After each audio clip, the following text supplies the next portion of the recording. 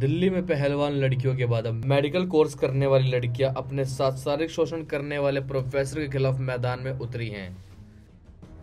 Police को शिकायत करने के बाद भी नहीं हुई सुनवाई तो पीड़िताओं ने सर्व समाज के सामने रखा अपना दर्द। इसलिए सर्व समाज बैठक में उठा मुद्दा, दिल्ली में मेडिकल कॉलेज की छात्राएं नहीं है सुरक्षित। नमस्कार दोस्तों, मैं talent of India Rohta Singh Yogi आज आपको लेकर आया रोहनी। और आज यहाँ पर एक बैठक की गई जिसमें हमारे जो रोहनी के अंदर एक डॉक्टर भीमराव अंबेडकर हॉस्पिटल है और कॉलेज है, उनकी छात्राओं के साथ एक प्रोफेसर द्वारा शारीरिक शोषण की जो बातें सामने आ रही हैं, आज वो बेटियां इंसाफ के लिए जगह जगह भटक रही हैं, पुलिस के दरवाजे पर भी पहुंच चुकी हैं। लेकिन शायद लगता है कि आज गूंगी बहरी पुलिस हो चुकी है और जो कॉलेज का जो प्रशासन है शायद वो भी सुनना नहीं चाह रहा।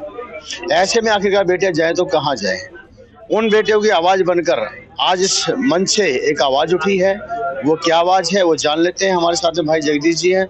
जगदीश जी, सबसे पहले तो आपका स्वागत है हमारे टैलेंट ऑफ इंडिया पे। और क्या कुछ बातें चलकर आ रही है, क्या बात है बेटियों के साथ, क्या हो रहा है? मैं जगदीश बंसल सेक्टर 5 रोहनी का निवासी हूं और मेरे पास अग्रवाल समाज का दायित्व भी रहा है। मैं अभी जैसे हमारे संज्ञान में ये बात आई है कि हमारे भीमराव अंबेडकर हॉस्पिटल में 2022 और 2023 की MBBS की छात्राओं के साथ जो एक प्रोफेसर ने यौन शोषण और शारीरिक शोषण के जो घृणित कार्य किया है, ये बहुत ही निंदा करने के योग्य है। और जो वहाँ छात्राओं ने जो उन डॉक्टर के विरुद्ध और प्रशासन के विरुद्ध FIR दर्ज करवाई है, तभी जाकर समाज को इस घटना का पता चला है। और ये आज जो बैठक हुई है समाज के विभिन्न वर्ग आज इसमें सम्मिलित हुए। जैसे ही उनको घटना का पता चला, समाज के अंदर एक बहुत बड़ी जागरूकता खड़ी हुई और उन हमारी बहन छात्राओं का साथ देने के लिए सभी यहाँ पर एकत्रित हुए। सभी ने भरपूर सहयोग देने के लिए सभी और निर्णय हुआ कि हम प्रशासन के विरुद्ध एक जोरदार आंदोलन शुरू करेंगे ताकि आगे इस तरह की कोई घटना ना हो। और प्रशासन से भी अनुरोध करेंगे कि जो दोषी प्रोफेसर है और या जो भी स्टाफ के अन्य कर्मचारी हैं, उनके विरुद्ध जल्दी से जल्दी कोई कठोर कार्रवाई करें ताकि उन हमारी छात्र बहनों को उचित न्याय मिल सके। और मैं सभी समाज की तरफ से अनुरोध करता हूं, यहाँ पर आज ब्राह्मण समाज, अग्रवाल समाज, सैनी समाज, पंजाबी समाज, जैन समाज, सभी समाज के प्रतिनिधियों ने यहाँ पर हिस्सा लिया। सभी के बीच में बहुत बड़ा आक्रोश है और मैं प्रशासन से अनुरोध करूँगा कि वो उस डॉक्टर के विरुद्ध तुरंत कार्रवाई करें। इस चीज़ को बंसल जिस चीज़ को लेकर आप प्रशासन से मिले या नहीं मिले? अभी प्रशासन मिलने के लिए हमें ना तो समय दे रहा है और न ही प्रशासन हमारे से मिलना चाहता, बल्कि उल्टा वो अपने आप संगठित होकर उन दोषी छात्राओं पर प्रेशर बना रहे हैं कि आप अपनी FIR वापस ले लें। ऐसा सुनने में आया है।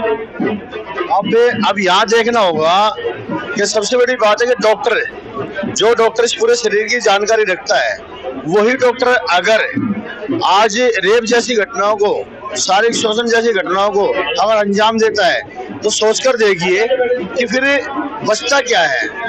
क्योंकि आज अगर कॉलेज के अंदर बेटियां सुरक्षित नहीं है, क्योंकि कॉलेज के अंदर जो मेडिकल कॉलेज है उनके अंदर बच्चों को बताया जाता है कि हमारे शरीर के अंदर कौन कौन सी बीमारियां कैसे कैसे होती है और उन शरीर के बारे में सारी जानकारी होती है।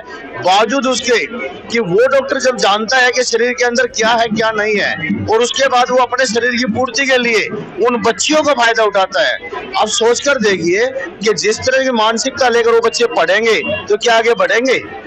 और हम कह तो देते हैं कि बेटियां पढ़ाओ और आगे बढ़ाओ, तो क्या ऐसे बेटियां पढ़ेंगे और आगे बढ़ेंगी? चलिए बात कर लेते हैं भाई साहब। सर, परिचय दे दीजिए थोड़ा पहले। मेरा नाम रूपक है और मैं प्रांत में से धर्माचार्य प्रमुख हूँ विश्व परिषद में। जी सर, जिस तरह की जो घटना है जो सामने आई है, क्या उनके परिवार के लोगों ने पुलिस को जो जानकारी दी है नहीं दी है, तो उसके बारे में क्या कुछ जानकारी मिली आप लोग? मैं आपको संज्ञान में लाता हूँ। पहले 2 बहनों ने आगे बढ़ के आई और 2 के बाद जब उनकी नहीं सुनवाई हुई तो उनके पेरेंट्स आए, उन्होंने काफी जद्दोजहद की। फिर उन बेचारे रोते हुए वो पेरेंट्स हमारे से संपर्क में आए और कहीं 2 दिन थाने में बैठ के जब कहीं जाके FIR दर्ज हुई है और FIR दर्ज में भी इन्होंने पुलिस महकमे ने धाराएं हल्की लगाई है। FIR दर्ज हुई, उसका फायदा ये हुआ कि हमारी और बहनें निकल के आई और अब 10 बहनों से ऊपर बहनें आ चुकी हैं जो वहाँ की स्टूडेंट हैं। उन्होंने बताया कि हमारे साथ भी आप 2 अकेली नहीं हो, हम भी साथ में, हमारे साथ भी यौन हुआ है। ये अकेले हमें कमरे में बुलाता है शिक्षक और ये बच्चियां सहम जाती हैं क्योंकि प्रैक्टिकल के मार्क्स मिलते हैं। दिल्ली से बाहर के राज्य से आई हुई है। तो आज हमारा सर्व समाज उनके पेरेंट्स से मिला, पेरेंट्स को आश्वासन दिया कि आप अकेले नहीं हो, हम, क्योंकि उनकी बेटियां हमारा परिवार है, क्योंकि हमारी बेटियां भी दिल्ली से बाहर पढ़ने के लिए जाती हैं। कल ये कहीं हमारे साथ ना हो। आज सब समाज, चाहे जैन समाज हो, सिख समाज हो, हिंदू समाज हो, ब्राह्मण समाज हो, आज सभी के सरपंच यहाँ पे इकट्ठे हुए हैं। उन्होंने एक मत से फैसला लिया है कि हम अनिश्चितकालीन धरना प्रदर्शन ईंट से ईंट बजा देंगे और जिस तरह से आएंगे हम प्रशासन को झुका के रहेंगे, उस बच्चियों को न्याय दिलाएंगे ताकि आगे समाज में यह प्रवृत्ति ना हो। के अंदर महाराजा अग्रसेन भवन के अंदर जो एक बैठक सर समाज की जो एक बैठक की गई है, उस पर हम यही कहेंगे कि जो हम नारे लगाते हैं बेटी बचाओ बेटी पढ़ाओ, उस पर जो आज यहाँ पर सबने अपने अपने विचार रखे, हम उन विचारों से सहमत हैं और इस पर कार्य होना चाहिए। जो यौन शोषण बेटियों के साथ किया जा रहा है, चाहे वो कॉलेज है, स्कूल है, कहीं पर भी है, हॉस्पिटल है, तो उस पर हमें कार्य करना चाहिए और बहन बेटियों के लिए हमको लड़ाई लड़नी चाहिए, उनको न्याय दिलाना चाहिए। मेरा नाम संगीता राजकुमार योगी है और ड्रीम सोशल वेलफेयर कौशल विकास संगठन NGO की मैं अध्यक्षा हूँ और हमारी संस्था जो कार्य कर रही है, बहन बेटियों के लिए कार्य कर रही है, उनको हस्तकला, कंप्यूटर, सब आत्म रक्षा के जो कार्य सिखाकर उनको कार्य क्षेत्र में आगे बढ़ाने का कार्य कर रही है। तो हम यही कहेंगे कि हम और भी जो संगठन है और भी जो NGO है, सर्व समाज एकत्रित होकर बहन बेटियों को आत्मनिर्भर बनाए, निडर बनाए और उनको कार्य क्षेत्र में आगे बढ़ाए। बेटियों को न्याय दिलाने के लिए जो आवाज उठी है, हमारी संस्था इसके साथ है। और मैं बताना चाहूंगी कि इससे पहले भी 1-2 बार जो हमने बेटियों को मुसीबत में फंसा पाया गया, तो हमारे बड़े भाई हैं राजेश जैन जी, उन्होंने हमको बेटियों को न्याय दिलाने में हमारी मदद भी की और हमारी संस्था के साथ जुड़कर दिन रात प्रयासरत रहते हैं उन बेटियों को कार्य क्षेत्र में आगे बढ़ाने के लिए और उनको न्याय दिलाने के लिए। मेरा नाम संगीता तलवार है, मैं हिंदू आध्यात्मिक सेवा संगठन प्रांत टोली से हूँ। हमारी संस्था में जो है हम स्कूलों को जोड़ते हैं, जिसमें हम संस्कारों की बात करते हैं, संस्कार सिखाने का कार्य करते हैं। जो आज ये जो आपने देखा, हमारी भारत की बेटियां, हमारे देश की बेटियां, हम कहते हैं वो पढ़ लिख कर आगे बढ़े, हमारी लड़कियां पायलट बने, हमारी लड़कियां फौज में जाएं, हमारी लड़कियां डॉक्टर बने, इंजीनियर बने, हमारी लड़कियां राष्ट्रपति बने, प्रधानमंत्री बने।